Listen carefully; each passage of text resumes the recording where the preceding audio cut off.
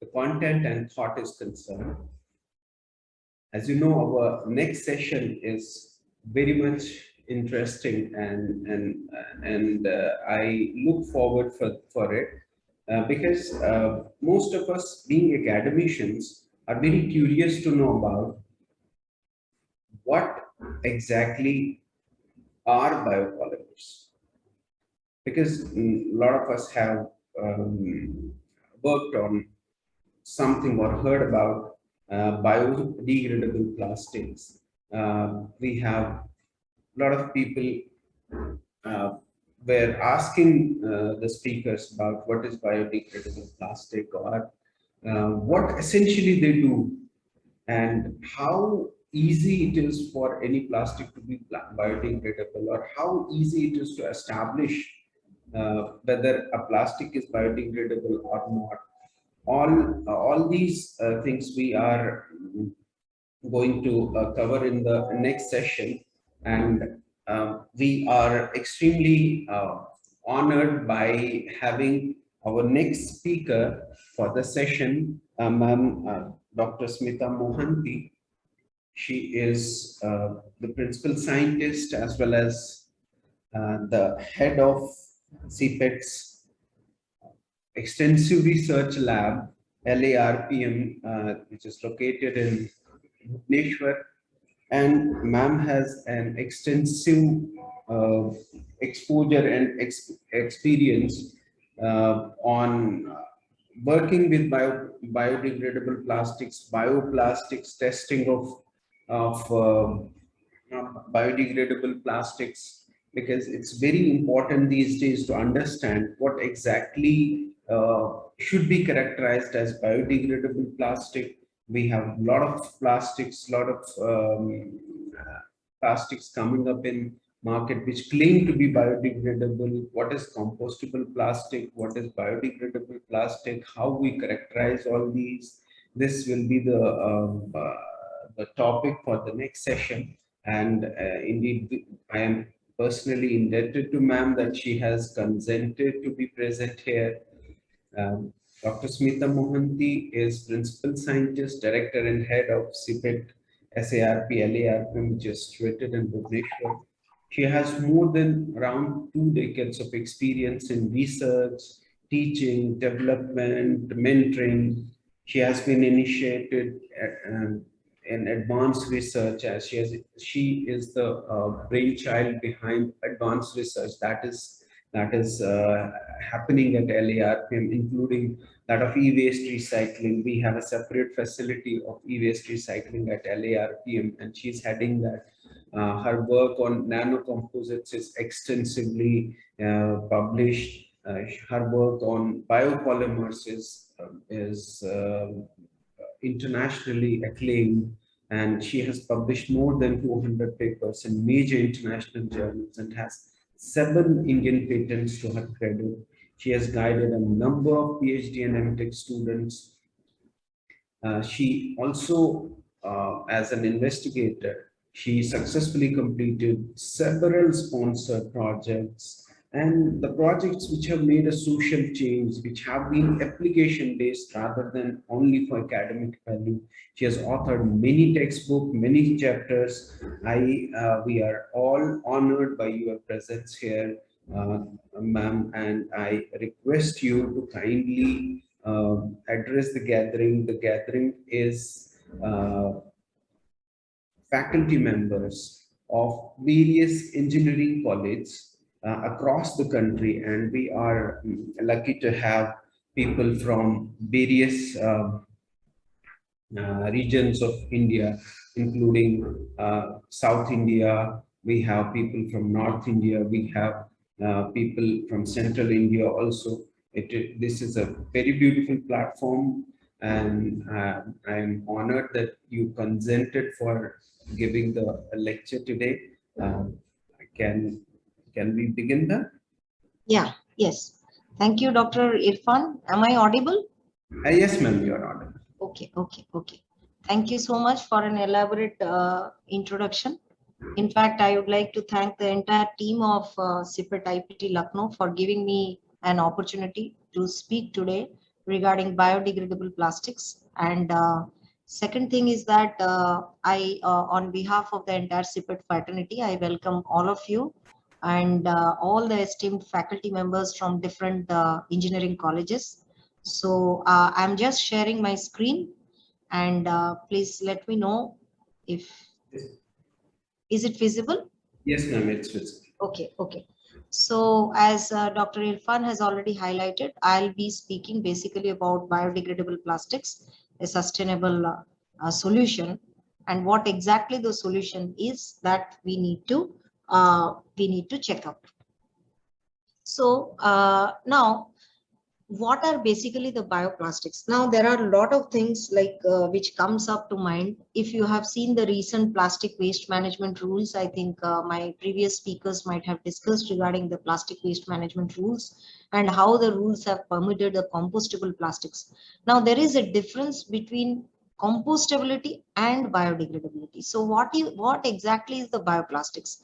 Especially when you derive any plastics from renewable biomass source, such as corn, sugarcane, starch, etc., from a natural resource. And at the end of the day, when these biodegradable plastics, they deteriorate or they degrade, they can be decomposed, they can be easily assimilated by the microorganisms in the soil, and ultimately the byproduct is water, carbon dioxide, and biomass. So what you basically, these biodegradable materials, as you can see that this is a natural source of plastic. Now, these are some of the common biopolymers what we come across. The majority of them, what you find in today's market, is basically a blend of polylactic acid with starch, otherwise polylactic acid with another biopolymer that is called as polybutylene adipate co-terephthalate. It is synthesized, it is artificially synthesized, and so, but it is inherently biodegradable.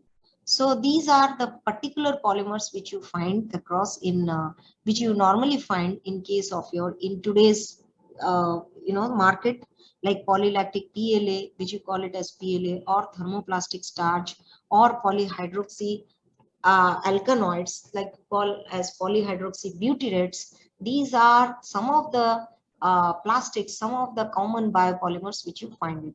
What are the sources? Now, as I have already shared, that the sources, the major sources of these biopolymers are natural resources. So polylactic acid is derived from corn or cornstarch or sugarcane or sugar beet or cassava. And similarly, if you see PHB or PHA, which you call it as polyhydroxyalkanoid or polyhydroxybutyrate, they are extracted from bacteria. So these are the natural resource from which these kind of biopolymers are derived. Now, again, there are some of the hairline differences which you come across. One might ask, what is the difference between a compostable polymer and a biodegradable polymer? Now, let us have a open discussion on that. All the compostable polymers, as you can see, is that are biodegradable, but all the biodegradable polymers may not be compostable. So what is that difference you come across? First thing is that when we talk of any compostable polymer, remember one thing, that it is composted under certain environmental conditions. Like, you define the temperature parameter, you define the carbon, nitrogen, hydrogen content of the soil, and then only it deteriorates. Whereas biodegradable polymer, what you call it as a biopolymer, what happens? They are assimilated by the microorganisms on its own. That means it's a real-time test. It is a real time under real life conditions. They are derived from bioresources and they deteriorate in the biological, in the normal environment. But to what extent and how it happens, how many years it takes to degrade, that we cannot access it. It takes its own time. Then another terminology which you come across is your bio-based plastic. That means bio-based means when you are deriving, is when you are artificially synthesizing a plastic or a polymer from a natural resource, then that is called as your bio-based. That means some portion of it is bio-based. Like we come across green pea or green PET. there is a company called as Braskem, which has got its own biodegradable PE. They call it as bio-based PE. That means it is derived from sugarcane. From sugarcane bagasse waste, you derive, and from that your polyethylene is synthesized. So that is called as your bio-based plastic. So another note we should note that the plastic product is bio-based does not necessarily mean that the product is biodegradable or compostable. And biodegradable does not mean that the material is compostable or recyclable. That means your material it can enter into the compost, it can be assimilated into the compost. That doesn't mean all the biopolymers will get assimilated into the environment. So these are some of the differences you come across. Now let's see what is the differences between a compostability and the biodegradability. As I have already cited, the compostability means a decomposition happens when the microorganisms break down the organic matter into compost through a process called as composting. Now, composting, in what conditions the composting arises? Composting we define on our own. We fix the content of the nitrogen content of the soil, because for every plant you need a compost. For any seasonal flowering plant in today's date, any flowering plant, as many of us know that what we do, we prepare our own compost so that we get good flowering plants comes up, or any kind of vegetable plants, it has got its own variation in the compost. Similarly, what happens in case of biopolymers, there is a specific set of parameters which is set for compostability requirement. That is what I have cited. Now here again, compostability, it happens by two methods. One is aerobic digestion, second one is called as your anaerobic digestion. So what is that aerobic digestion? As the name speaks, it happens in the presence of the oxygen. When the microorganisms, when they try to assimilate the polymer within the soil matter in presence of oxygen, that is your aerobic digestion. When it is in the absence of oxygen, that is called as your anaerobic digestion. And what the byproduct you get? In case of aerobic digestion, you get the, as such the name suggests, you get carbon dioxide, water, and your biomass as the byproduct. Whereas in case of your anaerobic, you get methane. Like in the case of your gobar gas plant, the fundamental is that anaerobic means any gobar gas plant or something like that, the production is basically methane. So both the reactions anyways, they produce carbon dioxide and water. Now let's go to the biodegradability. So what happens in case of your biodegradability? When the organic matter is broken down by the microorganisms like bacteria and fungi, and it happens in three different stages. One is biodeterioration. That means what happens is that the surface level, when we will see after some few days, when you expose a film, what happens after some days, you will find there is some changes in the surface level.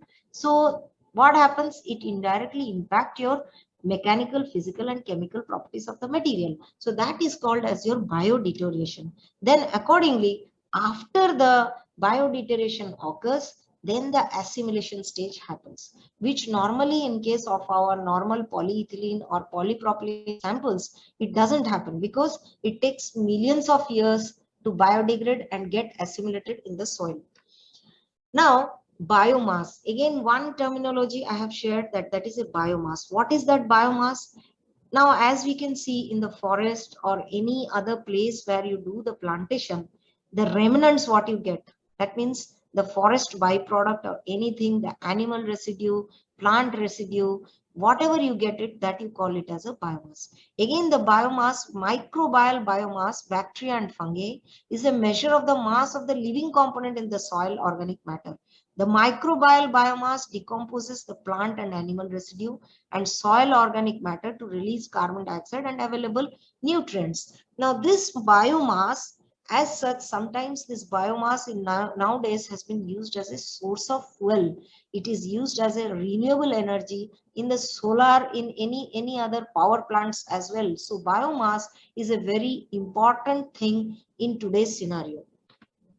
Now, so biodegradation of plastic is again the breakdown of the plastic products by microorganisms, which is essentially the bacteria and fungi, And as I have already shared that the biodegradation process takes place in 3 different stages. Number 1 is your biodegradation stages, biofragmentation stages, biodisintegration stages. Remember one thing, in case of a plastic or in case of a polymer sample, what happens? You have a long chain fragments. So all your macromolecular fragments, the first stage is that the surface of your macromolecular chain is weakened. I mean, the surface you will find either yellowness occurs, some categories of your disintegration occurs. So that is your surface deterioration, that is your biodegradation. Then second thing is your fragmentation. That means the long chain fragment is broken down into micro chain fragments. Then your disintegration, it happens. Again, you'll find small particles are being generated. Ultimately, what happens? It undergoes your entire thing is then it undergoes, it is assimilated in the environment. Now, the international standard, internationally, there are specific procedures and requirements for identification and labeling of the plastics and the products made from our plastics that are suitable for recovery through aerobic composting. The 4 following aspects are addressed. One is biodegradation, disintegration during composting, negative effects of composting process and facility, negative effects on the quality of the resulting component, including the presence of high levels regulated metals and other harmful components. That means what we need to assess here when we are going for assessing whether a plastic or a biopolymer is readily assimilated into the environment, we have to check the following requirements. Number 1, first is that when you are going for any kind of composting requirements, you should ensure that it doesn't have any negative impact on the compost. Number 1. Number 2, it should not have any toxic regulated metals. We always go for a ECO-TOXICITY and a heavy metal analysis test after a compostable polymer passes, it deteriorates in the environment, so that tomorrow the soil should not have any heavy metal. It should pass through heavy metal regulatory ROHS criteria. Now, types of biodegradation. As I have shared, the polymer, it undergoes depolymerization and it is converted into dimers, monomers, or oligomers. And oligomers are those which has molecular weight of 3000 to 4000. Then it undergoes your 2 different categories of your degradation process, biodegradation process. One is your aerobic degradation, other one is your anaerobic degradation. Like in case of your aerobic degradation, the byproduct is your microbial biomass accompanied with your carbon dioxide and water.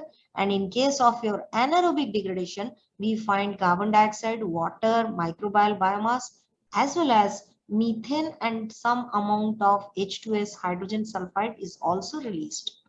Now, there are other things also which are coming up. That is oxo-biodegradation, oxo-degradation, and photo-degradation. What is that photo-degradation? Photo-degradation, as the name suggests, what happens is a degradation of a photo-degradable molecules caused by the absorption of the photons, particularly the UV light wavelengths in the sunlight, such as IR, visible, and the UV light. So what happens in these cases? What you find now, it's a very fundamental thing. As you can see in all your dishwashers and other things, there is a nylon scrubber. Now what you do after few days, if you expose it in a UV light, the nylon scrubber automatically it deteriorates. You will find that it is sometimes converted into powder. It is very brittle, and at times it just gets converted to powder form. So that is called as your photo degradation. So never get confused with what is photo and what is biodegradation. It's a completely different technology. So here, when any material deteriorates in presence of your sunlight, and it can range from IR, visible, to UV radiation of the wavelength of your total sunlight, then it deteriorates. Under those conditions, it is called as your photo degradation.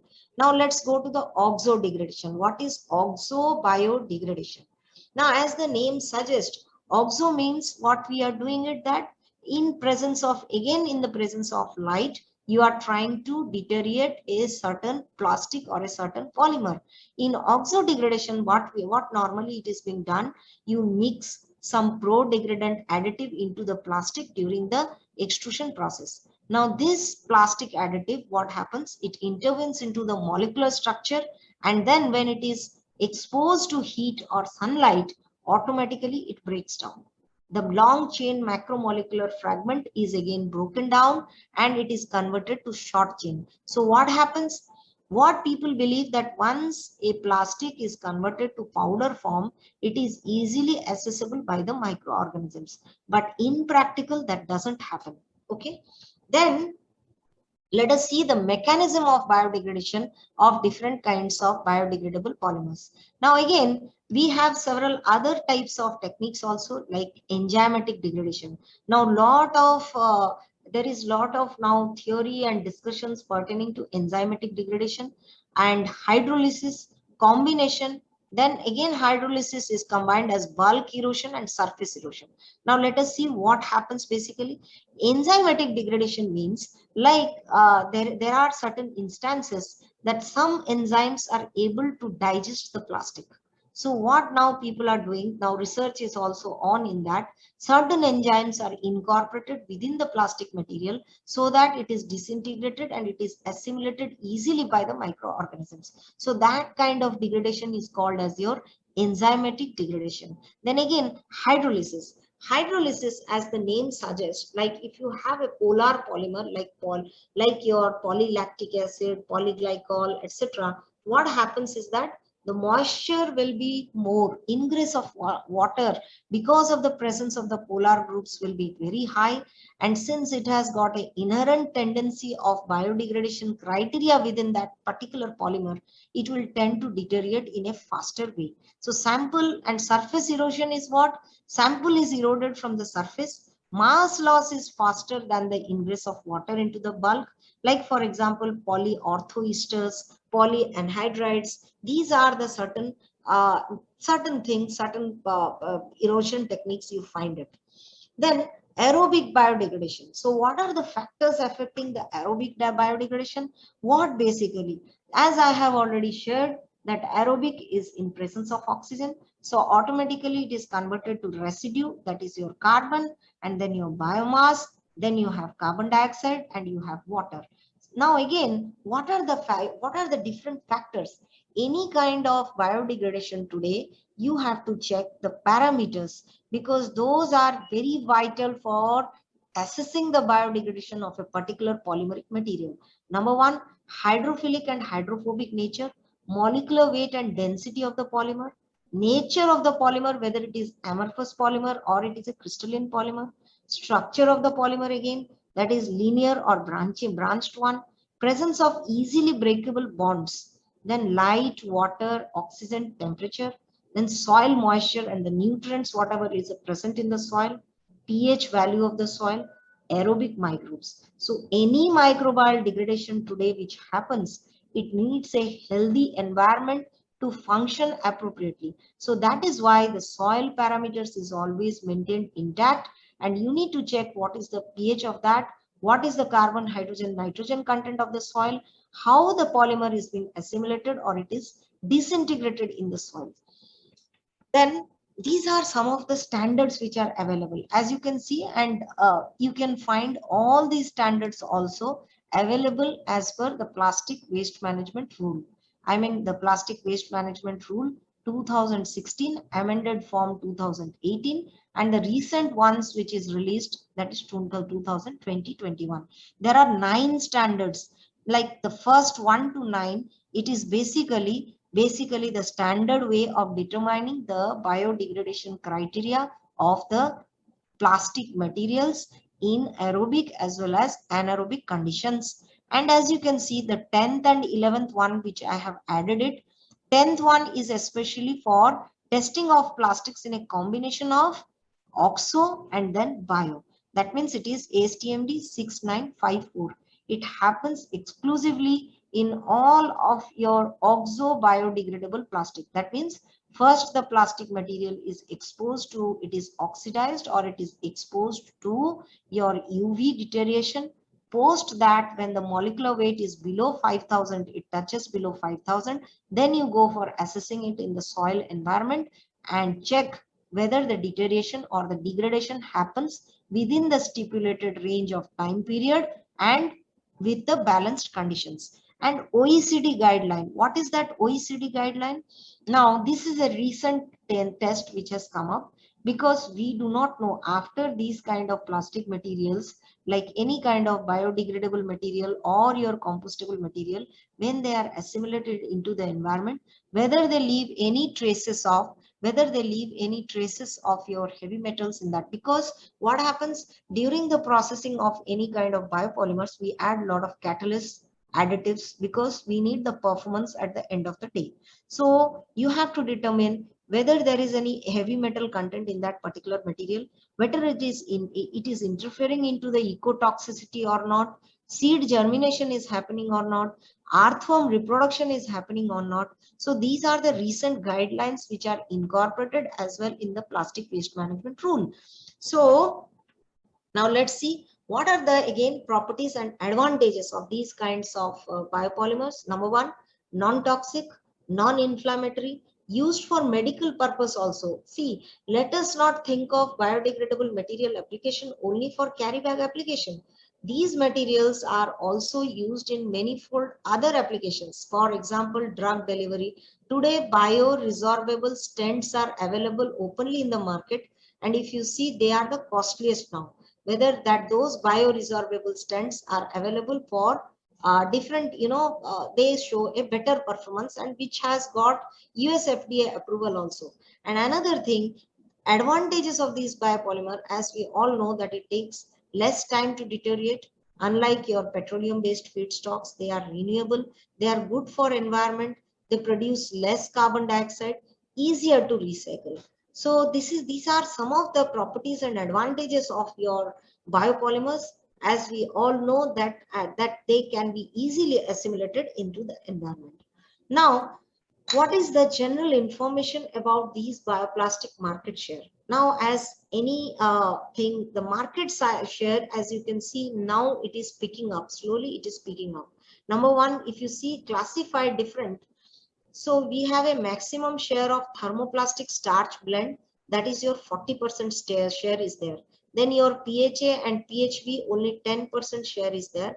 15% accounts for polylactic acid, and 20% accounts for your extruded starch.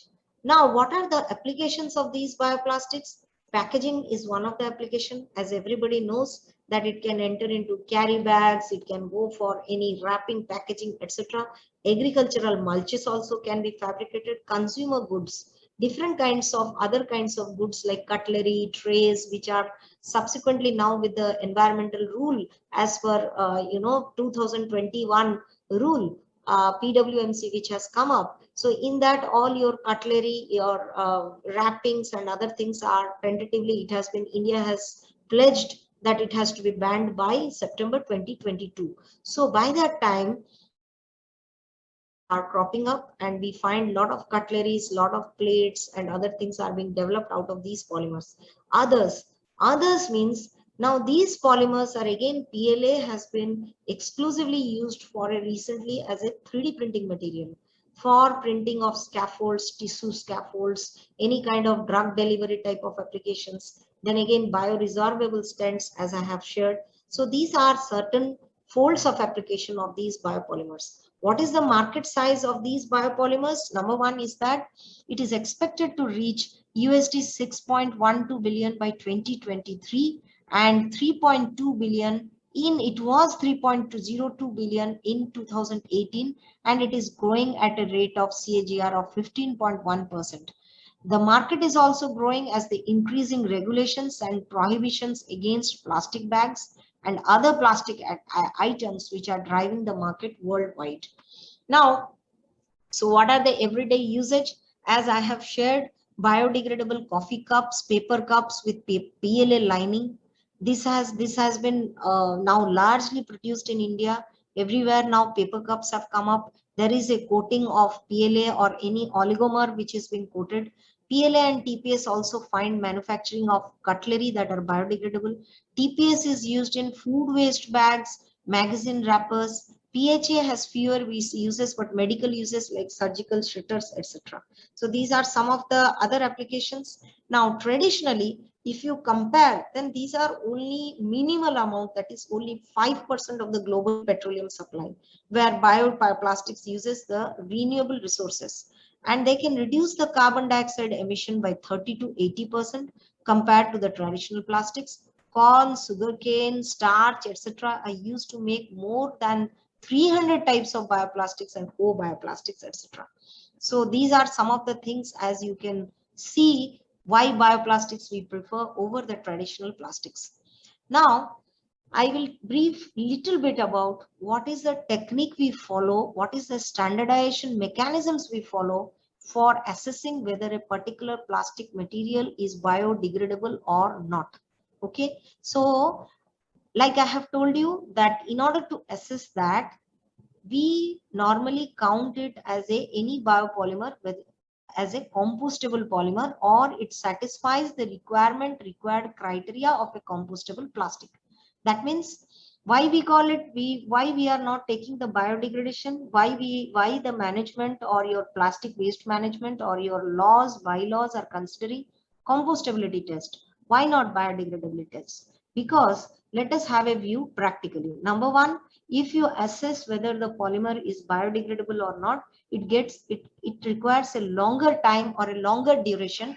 It requires a very long duration, that is to the tune of many years, because it's a natural process. Now, so what we do is that we try to simulate the conditions. We try to practice such conditions that we have our own set of conditions, derived industrial composting facility, specific parameters pertaining to the soil requirements, pH, and the environment, so that the polymer or the plastic deteriorates and it undergoes disintegration. It doesn't affect your eco-toxicity requirements. Now, so widely practiced standard in our country is ISO 17088. That we call it as a specification for compostable materials. So what it does is that, first thing is that, remember one thing, this is a test which practices aerobic biodegradation criteria. Number one. Number two, the microorganisms is basically thermophilic microorganisms. That means temperature loving microorganisms. The test is carried out at 58 degrees centigrade.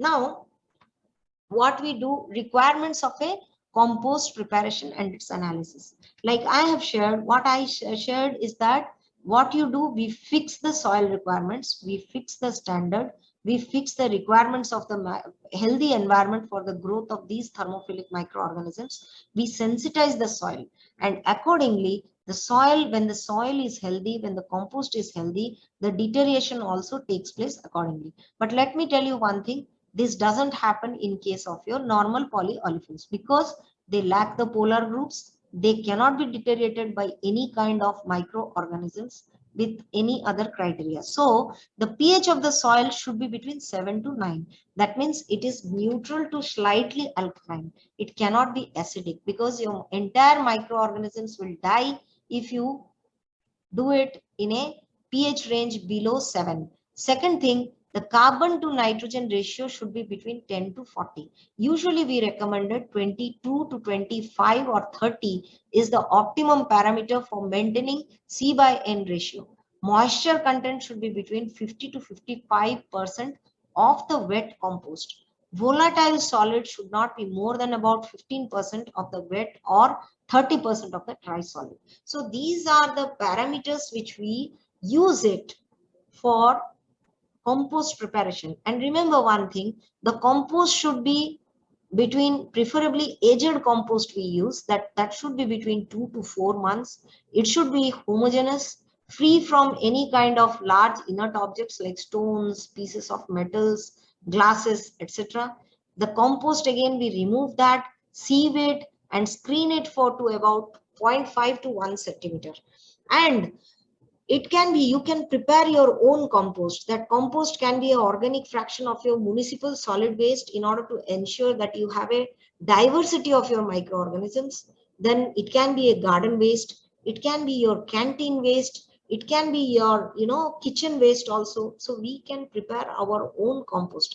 At times also we prepare vermicompost. That means we leave the earthworms in the soil and try to use that, because that is assessed as the most healthy compost. Then this is the composting site, which you will notice I have given the composting site from my laboratory at SARP, at Laboratory for Advanced Research in Polymer Materials at Bhubaneswar. I believe IPT Lucknow is establishing also similar kind of composting facility. What I have shown in the picture is a vermicompost. This is the way we prepare the compost, because that is the most essential parameter in assessing the biodegradation criteria of a particular material. Then what we do is that, like you can see here, the sample again 2 centimeter by 2 centimeter. We take the sample and what we do, compost, we mix it with the compost at a specified gram. I mean, there is a parameter which is mentioned in the sample, which is mentioned in the standard, as per the standard, and we form that inoculum. Now let's see what happens in the test. Now the test is a very vital parameter because it's a completely 9-month test. 9-month test, what we normally do, this is, although it is a microbial test, the microbial test is being carried out at a particular parameter. We try to see that the healthy growth of microorganisms is permitted, and at the same time the biodegradation also takes place and the polymer is assimilated. So there are 3 vessels for the test material. Remember one thing, whatever you do, you have to compare it with your standard sample. That means there are 3 samples which are compared. Number 1, with a 100% biodegradable material, that is your cellulose. So cellulose is 100% biodegradable material. Then you have a negative control. What is that negative control? Negative control means 100% non-biodegradable material. That is, let us take for an example your polyethylene or your polyolefins. Then you have your own sample, and other one is your blank. That means only compost. So there are the vessels which are kept. That means 3 vessels for the negative material, 3 vessels for the blank, 3 vessels for your reference material, which is normally called as your cellulose, and 3 vessels for your test materials. Then what we do, the ratio of the inoculum, that means your compost plus your sample to the dry mass of the test material, shall be about 6:1. Be sure that the same amount of compost is there in each and every vessel. Fill about 3/4 of the volume of the composting vessel with the test mixture. Leave sufficient headspace to allow manual sucking of the test mixture. In a typical case, prepare a composting vessel which have a volume of 3 liters, weigh out an inoculum containing 6 grams of total dry solids and amount of test material, and mix it well. The test mixture shall have water content about 50%. Now, accordingly, what happens basically? Now, how do you assess your biodegradation criteria and what is the purpose of that? Purpose is very simple. What happens when the microorganisms, they try to multiply and they try to consume the plastic material? At that process, some amount of carbon dioxide is liberated. So what we do, we catch hold of that carbon dioxide and we try to titrate with the number of days. Now let's see what happens. This is a typical picture of your digester. This is the machine what we see normally. Now, as per the requirement, you have to check that the test period is maintained, and there are 3 different phases which we come across. Like you can see, before disintegration, this is the material.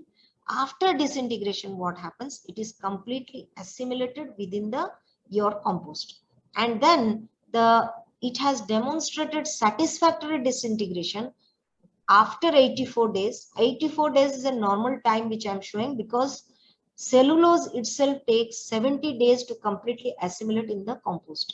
So the plastic material, it takes a minimum of 90 days to 98 days, and it depends. Sometimes it is 120 days, depending on the additive which you add, depending upon the starch content which you have. And then you have to pass through a sieve of 2 mm sieve and see that there is no more than 10% of dry mass which remains in the sieve. then only you say that my material has achieved near about 90% disintegration. After that, then the test is considered valid. You can assess it that whether the particular material is passing through your 17088 standard or not. You have to check that the 90% disintegration happens within 180 days. That is your standard which speaks. It happens within 180 days. Now let me tell you then indirectly, as I said, is that when the microorganism they try to assimilate, they tend to give out the carbon dioxide. So what we do is that we keep the standard barium hydroxide solutions in the jars. So whatever your carbon dioxide is liberated, what we do is that it is passed through the barium hydroxide, and that barium hydroxide is converted into your barium carbonate. So we titrate that manually, and then we assess what is the percentage of your disintegration or your biodegradation which happens. Now, these are the phases which you will notice. This is a typical phase which I have shown, graphical disintegration representation of a degradation curve. Like you find a stationary or a lag phase. That means practically no change in the curve, because what I am doing, I am trying to plot the percentage of your carbon dioxide evolved with the number of days. So there is a lag phase which is observed. Practically there is no change. You will find a constant graph, and suddenly the graph rises, which you call it as a stationary, which you call it as a exponential phase. Subsequent to the exponential phase, you find it a stationary phase. There is no more change of carbon dioxide evolved irrespective of the number of days. So there itself, when the stationary phase arrives, you have to stop the test. You understood that yes, within my stationary phase has already arrived, so my material might have deteriorated. Let me check how many days it takes to deteriorate. That will give you the criteria of biodegradation, what happens exactly in case of that particular plastic material. Now, again, we go for post-testing requirement. Like what we do, we have to assess whether this disintegrated material has any negative impact over the soil, has got any toxic impact over the seed germination test. What we do, we take seedling germination observation again in the two types of plants. One has to be your monocotyledon, other one has to be your dicotyledon. So you have to assess whether this plant germination takes place, and within 1 month you have to assess what is the growth of the plant. So this is how the typical things which you assess in case of evaluation of biodegradation criteria of the materials. This is a case study which I have shared.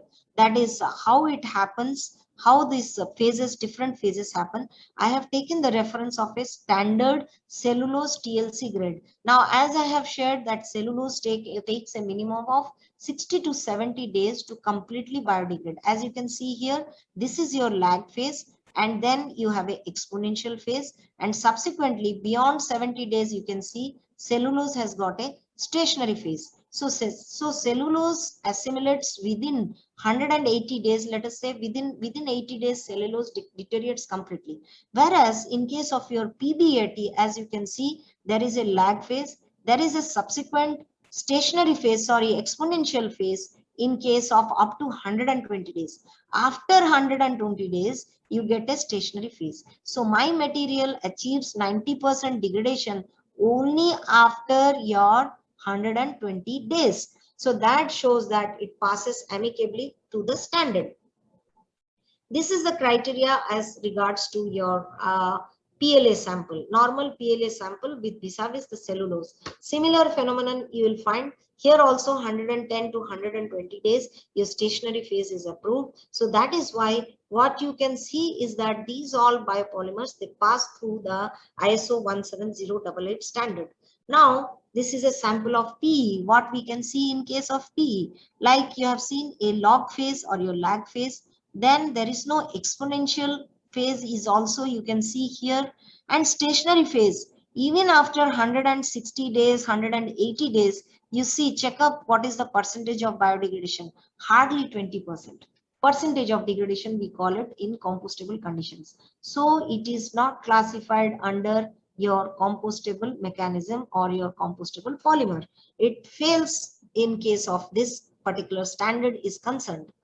Now, another thing, what are the global developments? Now we are talking about plastic waste management and other practicalities. So what are the different categories of global developments which has come up after the single-use plastics have been banned? Number one, paper bottles. Like you can see here that Diageo and Unilever has come out with the paper bottles, which they call it as Pulpex Unilever or Diageo Pilot Light. So in that Diageo Pilot Light or your Pulpex bottle, the bottles are sprayed with a proprietary coating that repels water. It is nothing but a oligomer coating, and it has come to us for assessing whether it is compostable or not. And we find it that these are amicably compostable. Similarly, plastic-free paper cups, which are from Lecta, Spain, coated syllable aqueous dispersion, which provides liquid tight paper cups, and ITC has got its own biodegradable coating with enhanced barrier properties for paper packaging.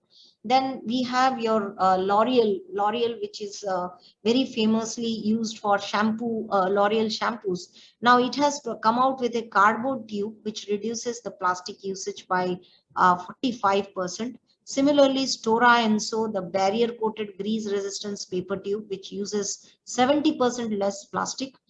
Paper board toppers, completely it replaces the shrink or the stretch film which is used for holding the cans together. So you can find in case of your Coca-Cola keel clip or Smurfit Kappa top clip, these things you find it. Now there are also developments with regard to the plant materials, like Dell has partly replaced EPS. Entire your the expanded polystyrene has been replaced by bamboo, wheat straw and cardboard based packaging item. And then your personal care products have been replaced. Bamboo toothbrushes have come out with cardboard packaging. Wooded brush with natural fibers has come out. Plates and bowls, which everyone knows that it is practically very easily practiced in India, like all your plates and bowls made out of leaves and all, which was our tradition, and which was long back our tradition, and still now at present we are trying to follow that back. Made from leaves. Leaf Republic Munich work with a subsidiary in India. So leaves are stitched with a natural thread and pressed with a layer of paper. That's how it has come up. Then Pinatex Leather London, innovative new material which is made from pineapple leaf fiber waste. Molded high potential, other one of the plant-based solution is that gaining importance is the molded fiber. And as you can see is that through wet and dry extrusion we have come across bamboo straws, which are called as the Balibu by Indonesia. Now, bamboo straws, I have seen some of the companies in Bangalore, they have come out with bamboo straws and it is being widely promoted nowadays. So this is one of them. Then some of the nature derived coatings are also come up, which are mimicking exactly the fruit what we come across apple USA, then bold threads USA with a synthetic silk, which is silk protein or fibroin, which is genetically modified and it has found in the form of silk textiles. Then again, one more interesting thing is a casein based packaging. That means the casein is a particular milk from protein, which is derived from meat protein. Is used as a supplement also it is being used now, so that casein is being again used for biodegradable for edible wrapping product. I mean it is edible one. And milk casein fibers are again extracted from raw sour milk from cows, milk proteins from non-food milk or Q milk, biopolymers and cosmetics it is being used.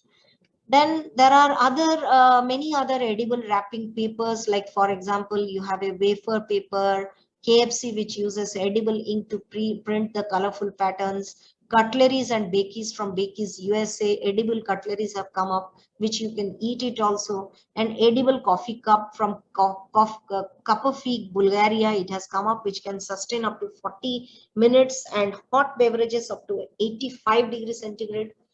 And some other developments in the globally it has come up, like composite development. This is a very practical thing which is still being practiced in Europe also, like M plus Spain, where you can see the spare tire cover, the package trays. Even today also you can find Maruti Suzuki, all your dashboards and other trays are made out of natural fiber composites. Then other applications, like for example storage and logistics, and injection molding and 3D printing of these 30% based bio-based wood fibers with bio or fossil-based polymers. This is also widely practiced.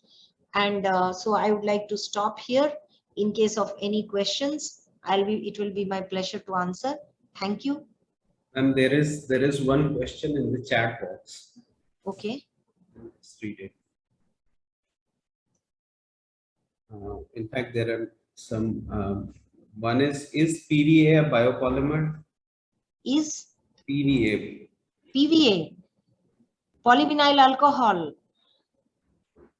Polyvinyl alcohol, I can't say that it is biopolymer. It is soluble, water soluble polymer. Yes, in some extent it has it has passed through the compostability requirements as per 17088.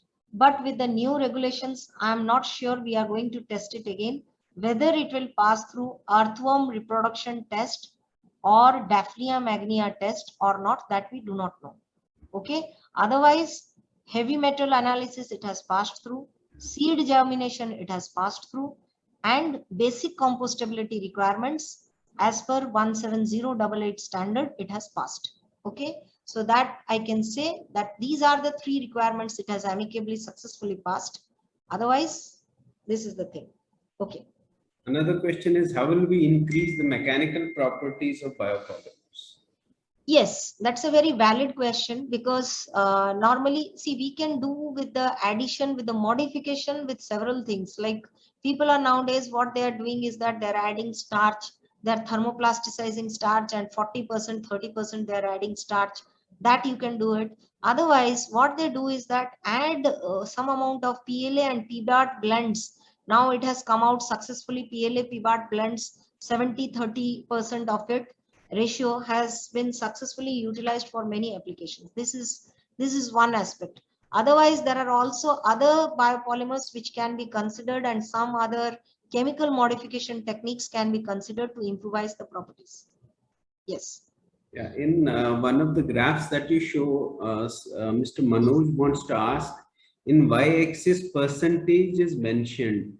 Is it the total amount of CO2 released or CO2 released per day? It is CO2 released per day, not total amount of CO2. See, I'll tell you, it's a very, very, very, very meticulous process, and it is also a very tedious job, because for one criteria, 36 number of titrations per day we do, because if we miss out, then there is a standard deviation to attend to it. So what we do is that in a day, approximately when you pump your carbon dioxide through your barium hydroxide solution and you titrate it, so the percentage of carbon dioxide is nothing but it is per day, it is mentioned, right? And when the percentage of carbon dioxide, when you have to assess your graph at which day 90% biodegradation, your deterioration is received, so is achieved, that you have to monitor it. I hope I am clear. Somebody is asking, what is co-bioplastic? Yeah, co-biopolymer, like what I told is that if you prepare, I will try to prepare PLA and a PLGA blend, or I will try to prepare a PLA with a starch blend. I'll try to prepare PLA with a cellulose blend. So if I prepare a blend, one polymer biodegradation will also help in synergistic approach to the other one. So that is why we call it as a co-biopolymer. Other than this, I have received some personal chat message. People are asking whether your facility, your center appreciates collaboration for in these fields, because all these are academicians, so they want to know what help academicians can be given in LARPM if they want to do research in this area. We are open to it. Any kind of collaboration or anything you write, you can directly check our email box. You can just drop in one email. So whatever, because we have been also collaborating with many universities and academic institutions. Always research sharing is better, because we cannot do research individually. So if anyone needs any assistance or any type of joint collaborative type of project, we are open to that. moreover, the facilities available at the center, the details Yes. available on the website. Yes. And you can avail the testing facilities also. And ma'am will personally help you a lot. I think that is what will be the reference point for choosing as 100%. We normally don't choose 100%, sir. I think Mr. Manoj, we normally don't choose 100%. The standard says that once the particular particular polymer, yes, you have shared as what will be the reference point. See, there is the reference point is that when, like I have shared, na, that you get a lag phase, you get a exponential phase, you get a stationary phase. So your once your stationary phase is reached, you calculate what is the percentage of your carbon dioxide evaluated. If your percentage of carbon dioxide evaluated touches, let us say 90% or 92%, then you can assess, yes, now it is capable that your microorganisms are assimilating and it can go into the environment. That is what the test protocol speaks. Usually 100%, cellulose also 100% you may not get, because 90 to 95% what we do, we say that yes, the stationary point has reached. So at that point you have to calculate. So that is taken as your reference point. I'm sure all of the audience present here has been benefited enormously, and I can't see any more questions coming in the chat. So I presume that all has been clear so far. And I personally, bioplastics used in food packaging. Yes, it can be PLA, it can be PLA PBAT, it can be, like I have shared, some of the casein based systems have come up. Then some of the, oligomer coated PLA based boxes have come up, bamboo boxes have come up. So that's a choice. Now options are, people are trying to research and reorient many things, trying to do many things. So these are some of the alternatives which we can use it. We can say it's the beginning, and there is a lot to do more. Lot to do, yes. I personally, on my behalf and on behalf of the organizing committee, as well as on behalf of CIPET IPT Lucknow, thank you so much, ma'am, for your elaborate and informative session, as it has been always, and we look forward for some more interactions at some more platforms. Thank you so much for sparing your valuable time. We have been benefited, and all the audience has been benefited. Thank you so much. Thank you. Thank you. Thank you, Dr. Irfan. So I take leave. If at all any question comes, please write to me. My email ID is available in the website. So anytime anybody needs any kind of assistance as regard to technicality or R&D or availing our research facility, we are open to it. Thank you. And thank you, Dr. Irfan, and especially all the entire team Lucknow, as well as my regards to Sir, RM Mishra Sir, and Dr. S.N. Yadav for giving me an opportunity. Thank you. Thank you so much. Thank you.